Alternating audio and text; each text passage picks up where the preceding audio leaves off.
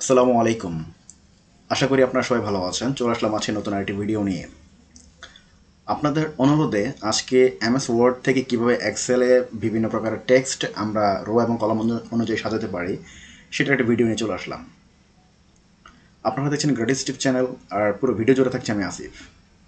আজকে আমি আপনাদেরকে টোটাল বিষয়টা ক্লিয়ার করে দেখাবো যে কী করে আপনি ওয়ার্ড ডকুমেন্টের যে কোনো একটি সেন্টেন্স এক্সেলে রো এবং কলাম অনুযায়ী সাজাতে পারেন। কথার কথা হচ্ছিল যে মনে করেন আমি এখান থেকে একটা লাইন কপি করলাম, এই ফ্রম পর্যন্ত আমি কপি করলাম। তো এখন আমাকে হঠাৎ করে কমান্ড করা হলো যে এই প্রত্যেকটা ওয়ার্ড আমাকে এক্সেলে রো এবং কলাম অনুযায়ী সাজাতে হবে। তো এখন কী করে আমি এই ওয়ার্ডগুলোকে আমি এক্সেলে রো এবং কলাম অনুযায়ী সাজাতে পারি সেই বিষয়টা আজকে আমি আপনাদেরকে দেখাবো। তো ভিডিওটি না টেনে পুরো ভিডিওটি দেখার জন্য অনুরোধ রইল। আর অলরেডি যারা আমাদের চ্যানেলটি সাবস্ক্রাইব করেছেন তাদেরকে অসংখ্য ধন্যবাদ। আর যারা এখনও সাবস্ক্রাইব করেন নাই তাদেরকে অবশ্যই সাবস্ক্রাইব করার জন্য অনুরোধ রইল।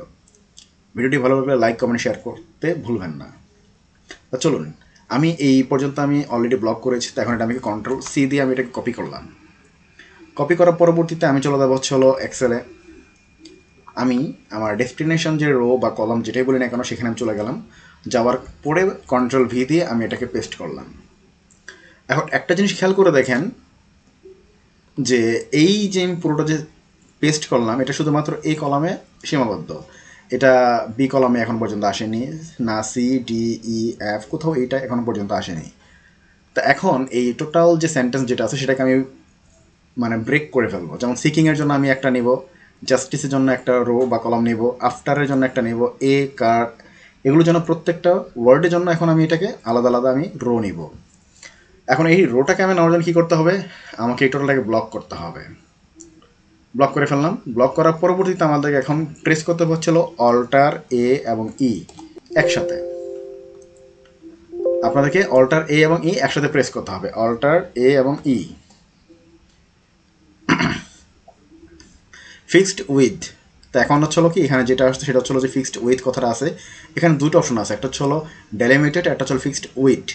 তো আমরা ফিক্সড উইথটাই ইউজ করব। তো এখানে আমি ডেলিমিটেডের যে কাজটা সেটাও আমি আপনাদেরকে দেখাবো। এটাও কিন্তু গুরুত্বপূর্ণ একটা টপিক্স থেকে থাকবে। তো এখন হচ্ছে ফিক্সড উইথে আমি যখন ক্লিক করব তখন আমি নেক্সটে ক্লিক করব, নেক্সট দেন ফিনিশ। তো খেয়াল করে দেখেন যে প্রত্যেকটা ওয়ার্ড আলাদা আলাদা একটা করে রো অথবা কলাম নিয়ে নিয়েছে। এই কলাম নিয়েছে ওয়ান রো, ঠিক আছে। তো এখন এটা প্রত্যেকটা নিয়ে নিয়েছে। তা এখন এটা হচ্ছে পাশাপাশি নিয়েছে। এখন মনে করেন কথার কথা আপনাকে বলা হলো যে এই টোটাল বিষয়টাকে এখন আপনি এই কলামের নিচে নিচে নিচে সাজাবেন। আপনি এতক্ষণ তো আপনি সাজাচ্ছেন, এটা তো সাজানো হলো আপনার এই পর্যন্ত মানে এক্স পর্যন্ত সাজাচ্ছেন হচ্ছিল আপনি পাশাপাশি। এখন এটাকে আপনার নিচের নিচে সাজাতে হবে। তো সেই ক্ষেত্রে আপনি কী করবেন, তো সেই ক্ষেত্রে হচ্ছিল আপনাকে কী করতে হবে, টোটালটাকে ব্লক করতে হবে। ব্লক করার পরবর্তীতে কন্ট্রোল সি দিয়ে কপি করে নেবেন।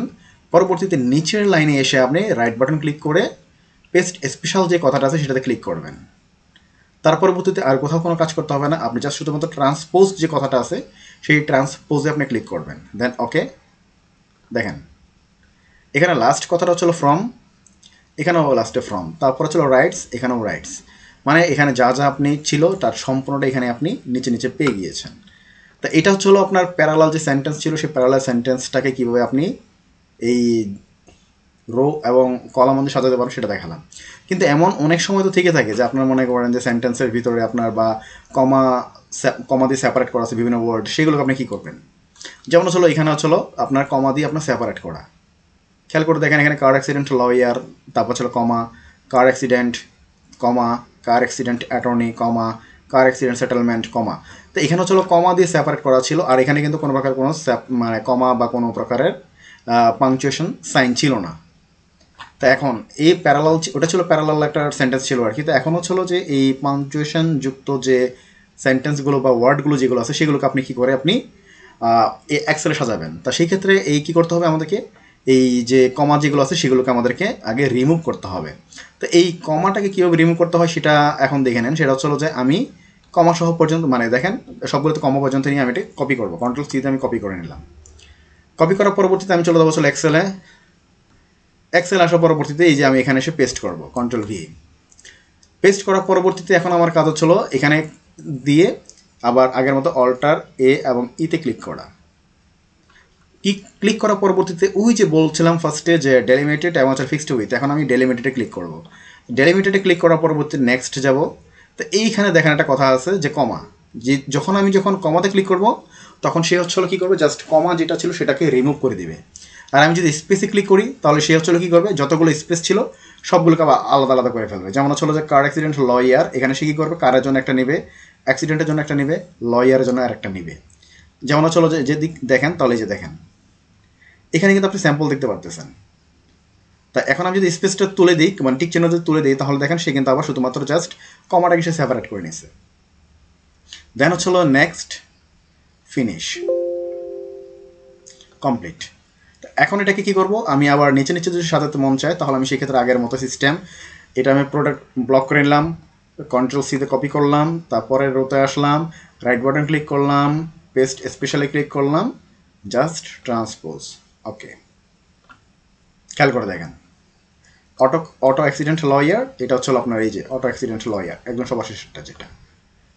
তো এখন খুব ইজিলি আপনি ওয়ার্ড ডকুমেন্টের যে কোনো একটা সেন্টেন্সকে আপনি এই এক্সেলে আপনি রো কলাম এবং রো অনুযায়ী সাজাতে পারবেন। এই ক্ষেত্রে আপনার কোনো প্রকার সমস্যা হবে না। আর এরপরও যদি আপনাদের কারো যদি কোনো এই MS ওয়ার্ড বা এক্সেলের যদি কোনো থিওরি সম্পর্কে যদি জানতে মন চায় তাহলে অবশ্যই আমাদের কমেন্ট বক্সে জানাবেন, আমরা সেটা নিয়ে কোনো একটা ভিডিও বানাবো। আর আজকের মতো এখানেই শেষ করছি আজকের ভিডিও। ভালো থাকবেন, আসসালামু আলাইকুম।